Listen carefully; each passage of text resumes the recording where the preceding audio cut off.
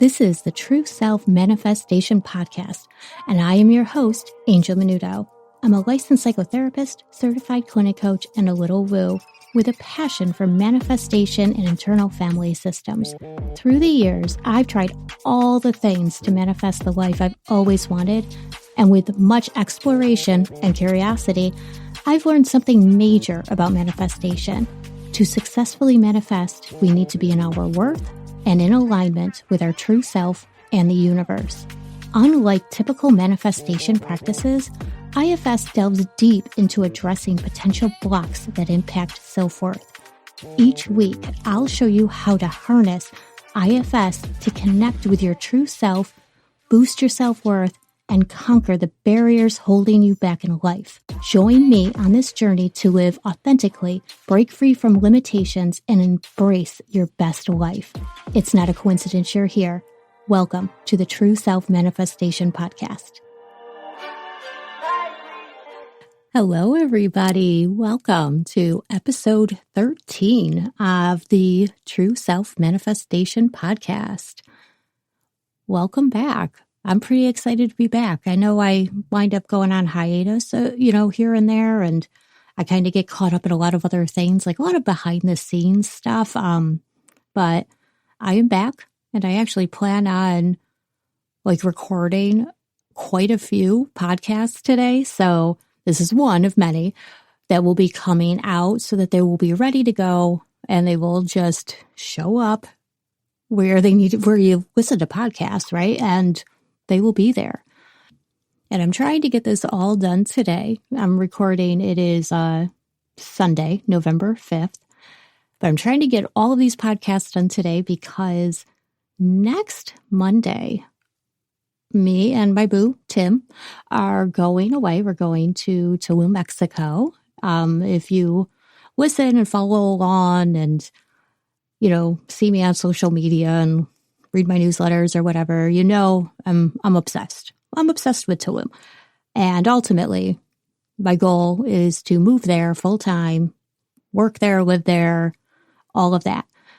But we're going next week because next week is also my birthday. So we are going to go and celebrate. And I'm really, really excited about this.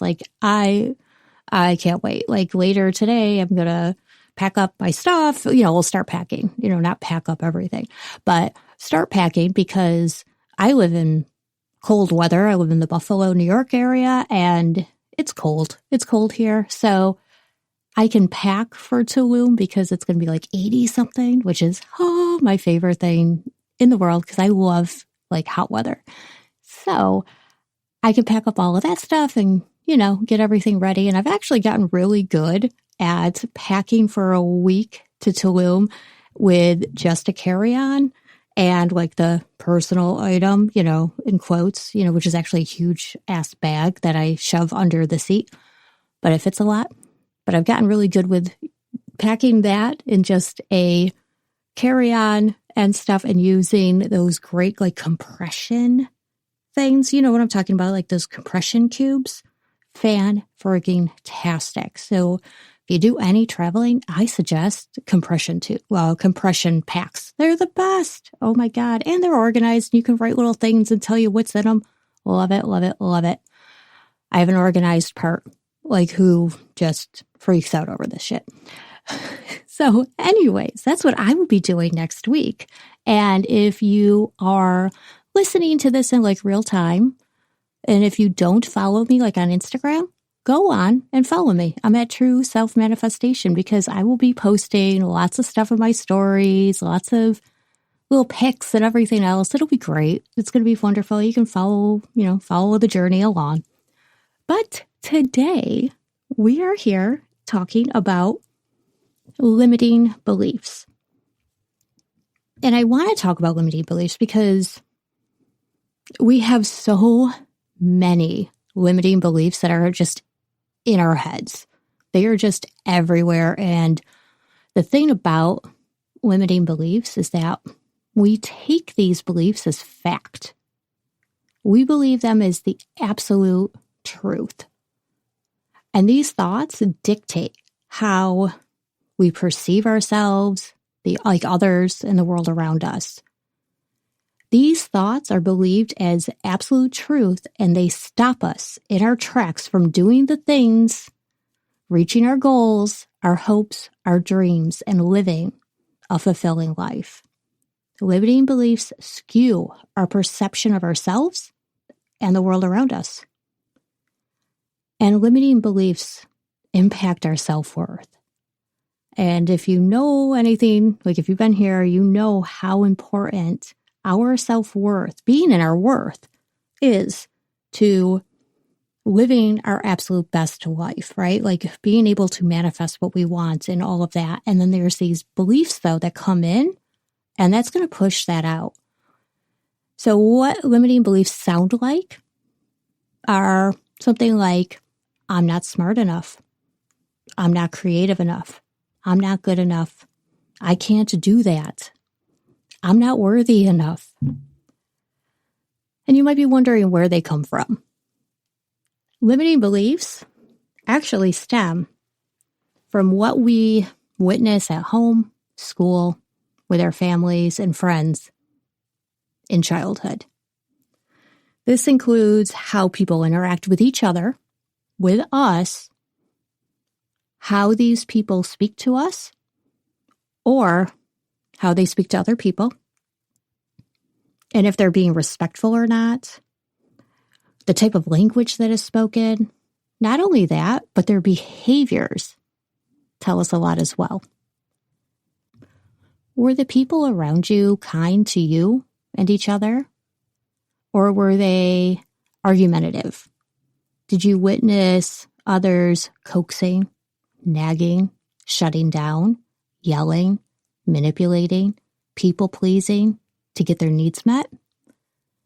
Did they use shame or guilt to get you to behave or to get what they wanted?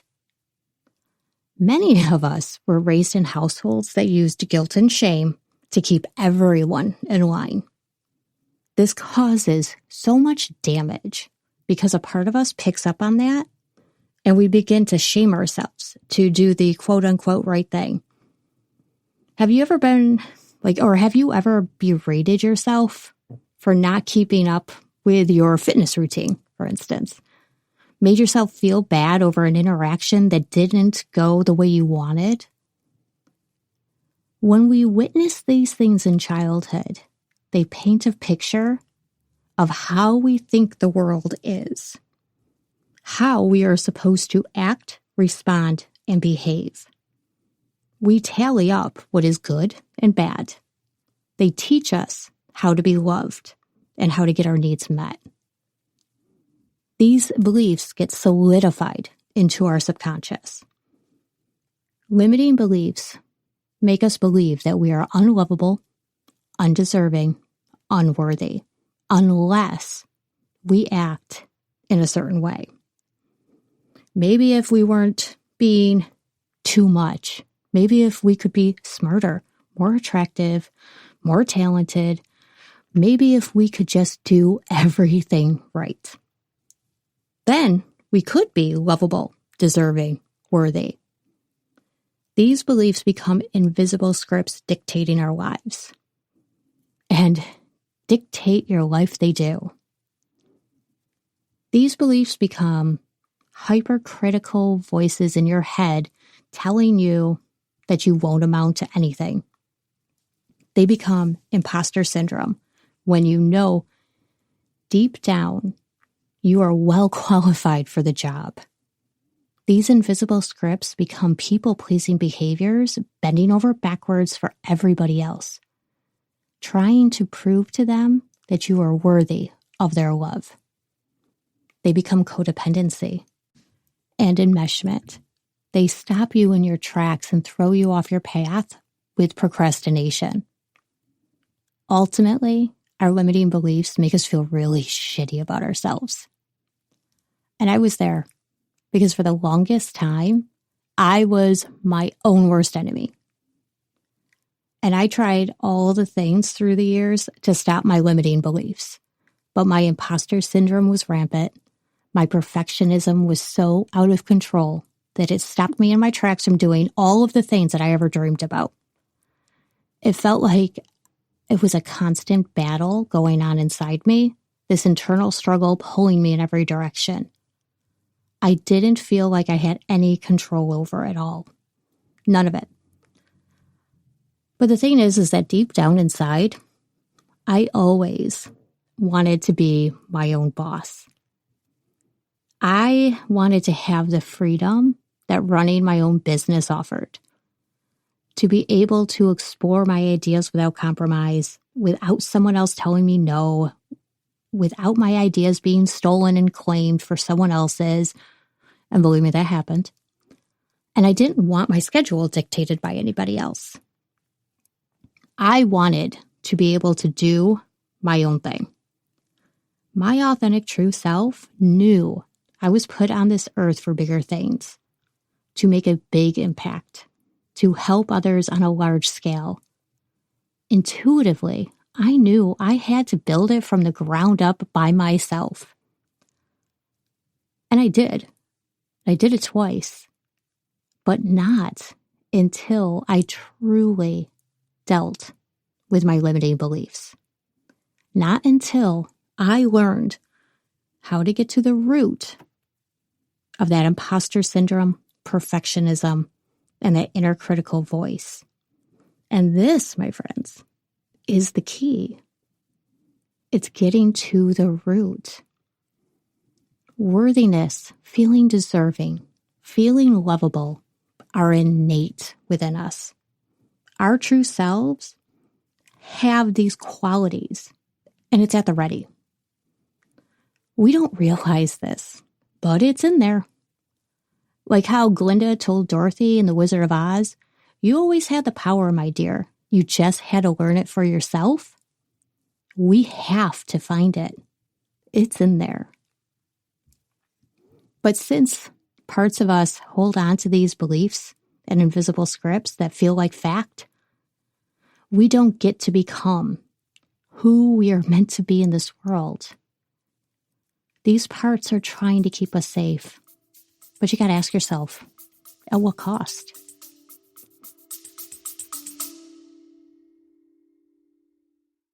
Are you ready to end the unconscious cycles and patterns sabotaging your manifestations and experience true magnetism without the blocks from past programming, conditioning, and limiting beliefs so that you can manifest your most amazing life? If you said yes, then I invite you to check out my e-course, How to Manifest Without the Self-Sabotage. This e-course uses techniques from internal family systems to help you align with your true self energy and begin working with those parts of you that have been sabotaging your manifestations. By using these evidence-based practices, you are shifting perception of yourself and the world around you at the root, helping you reprogram and retrain your brain so it is no longer running off of invisible scripts based on past programming, conditioning, and limiting beliefs. Use code 50OFF for $50 off your purchase of How to Manifest Without the Self-Sabotage e-course. The link is in the show notes. Don't wait. Grab this transformative e-course today and start manifesting your most amazing life. Do you remember a time when you were little and you felt unstoppable, unafraid? Maybe you wore ridiculous clothing that you absolutely loved. Maybe you were,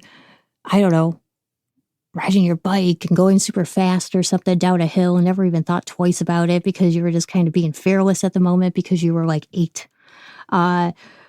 The things, right? Like we had, like back in that day, right? When we were children, we had amazing imaginations, right? For me, like my imagination would entertain me for hours and hours. The world was my oyster then. When we're really young, we're not held back by limiting beliefs. That younger you had no fucks to give. You told people what you really thought because you weren't afraid of what they thought. When I was really little, it had to have been, like 3, 4, something like that. I had this Bruce Lee t-shirt I wore, and I would get picked on all the time by these older kids. Just always making fun of my what I thought was the coolest shirt, because I thought Bruce Lee was cool, because like I wanted to be like a ninja. And they picked on me. But you know what? I had no fucks to give. I loved it. And I loved all the other things I wore. And I tried to make too, because for the longest time, like a long time ago, I wanted to be a fashion designer. So like I would try to like make things and sew things. I mean, we're talking like 8, 9, 10. So sewing efforts were very like bad, but I loved doing it. Loved it. But then something happens, right? Like something happens where things start to change. And as we get a little bit older, we become a little bit more self-conscious. When people start saying things to us, we start internalizing it and we start believing it. And we start thinking like we're not cool, or maybe we are being ridiculous, or maybe that does look dumb or something. And that shit sucks. Like, it does. It's unfair. And sometimes it's not even by our peers, right? I mean, it could be our family. It could be our parents. Maybe they're well-intentioned, but maybe they said things that really kind of crushed dreams. And we internalize that. And then it gets into our heads and it becomes invisible scripts. And then we don't think we can do the things that we can because we never decided to actually challenge those thoughts. We just, again, take them as fact. So it's time. It's time to ask yourself, what happened to that little girl? What are the things you believe as fact now that that little girl did not believe? And you might wonder how you figure out what your limiting beliefs even are. Because sometimes they're down there, right? Like they're, these are core beliefs. So they're not really conscious, and we don't realize a lot of times how much they dictate things until we really explore them. And so we don't even realize that we have them. And we can also have a part that is trying really hard to combat the limiting belief on its own. And so we might still be kind of sabotaging things subconsciously, but this part is really trying to push through. It's not quite working, but it does sometimes. But it's still not getting to the root of things. But to figure out what your limiting beliefs are and what to do with them, once you figure it out, I'm going to give you a little exercise right now. And I will say that it all starts with self-awareness and mindfulness. And yes, I know mindfulness is a buzzword. It's a buzzword because it works. So I only got that for you, but it does. And all I mean by that self-awareness and mindfulness is that you tune in and you listen to things you tell yourself. This is the exercise. Is starting to just tune in and pay attention to what you're saying to yourself. What is that noise going on in the back of your head? And while you're doing this, you're not going to have any judgment on it. You're going to just pretend that you're another person, just listening like a neutral observer. And as you listen into like that internal conversation, I want you to see if you notice any emotions or body sensations. Any tightness in your chest, stress, shame, guilt, sadness, anxiety. I want you to write that down. Just write it down. These are the things that are going to lead you to the limiting beliefs. Again, no judgment. Just when you notice a thought and it's maybe bringing up an emotion or a body sensation, jot it down. You can explore these later. Because later is probably better, because in that moment you might actually be in it. So being able to come back to it, where you can also be more like neutral or more open, like, in true self, when you're open, then you can go back and look. And when you do go back, you're going to just take some time to get quiet and ask yourself, where those thoughts come from. And then just wait and see what happens. Possibly a memory is going to pop up, a situation from the past, and then just listen to it and follow what it's showing you. If you notice like a part saying, well, this is ridiculous, or this doesn't make sense, or the past is the past, or all this other shit that they like to say, just ask it to step aside and follow that thread. This is the root of the limiting belief. And I want you to sit with this for a bit. Sit with that part that is feeling some type of way because of this memory. And I want you to ask this part what it needs from you now. How can you help it? How can you give it compassion? That compassion that it needs, the compassion that it didn't get, which is why it's holding on to this limiting belief that it's like unlovable or unworthy or undeserving. Let it know it is. True self you knows that it is. So tell it. Maybe imagine yourself giving it a hug. This is probably a younger version of you. So imagine that. And then ask it, what does it need? What does it need from you? How can you help it? And then whatever it says, try to do it if it's in reason, of course. Because sometimes our parts come up with these like wacky like solutions. And they might not be feasible. Like, I want you to isolate and never talk to anybody again, so I won't have to worry about rejection. I mean, we obviously know we can't do that, unless you really want to, but you can't. So something like that would be not possible. It would not be possible. Can you negotiate, though, with this part? Can you come up with a better solution? True self you, when you are in true self, you have the answers. You will know how to respond to this part. So keep that in mind, because you have that confidence when you're in true self. You'll know how to deal with this. And I'm sure I've said this before, but it's worth repeating. Our parts think that we are young, usually around the age of the memory that they're showing you. And if you tell a part how old you are now in the present, and that you are most likely an adult and no longer like 5 years old or whatever, oftentimes it helps put these parts at ease. To know that they have more agency, that they no longer are stuck and defenseless in an old situation or just being defenseless as a child. You are no longer a child being yelled at or sent to their rooms or all of these other things that could happen or was happening that most likely are not happening. It's not happening anymore.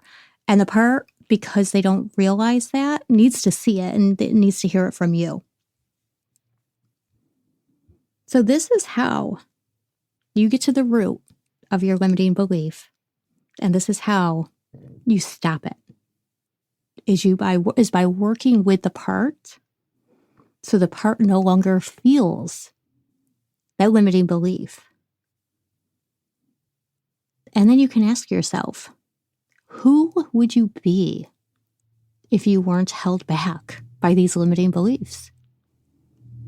Now is the time to do something about these limiting beliefs and invisible scripts dictating your life, keeping you stuck and in low self-worth, keeping you from your fullest potential. They're also keeping you from being your truest, authentic self. And nobody wants that. I definitely don't want that for you. And as you keep working with these parts and with these limiting beliefs, without judgment, of course, but in true self-you, you're going to notice shifts. And these are like shifts that are going to be at the core shifts. You're going to feel more worthy. You're going to feel more confident. You're going to feel better about yourself, and you're going to notice that you're no longer wanting or needing to do these patterns of behaviors that you were doing and that were based on those limiting beliefs. And that's exciting. I mean, that right there is empowerment. That empowers you to become the best version of yourself. And this is how we break that conditioning, the past programming, these cycles and patterns, and become fully, authentically you. So, yay! I really hope you take the time and do this exercise. And I'll tell you though, we have more than like one limiting belief, most of us. As a therapist, I would say like a lot. I would say probably all of us. I don't like to do the all or nothing, but like we all have limiting beliefs, and there's usually more than one. So, you want to do it a few times. It's all good, but that's okay, right? Because it's just about that awareness. You're just aware. You're just getting mindful about it. You're just working with those parts, and you're just shifting. That's all it is, and it's a good thing. And if you want to know if limiting beliefs are dictating your life, I would love to have you take my free quiz to find out. It's called Beyond Boundaries, Confronting Your Limiting Beliefs, the quiz. So I'm going to put it in the show notes. So I want you to check that out and go take it.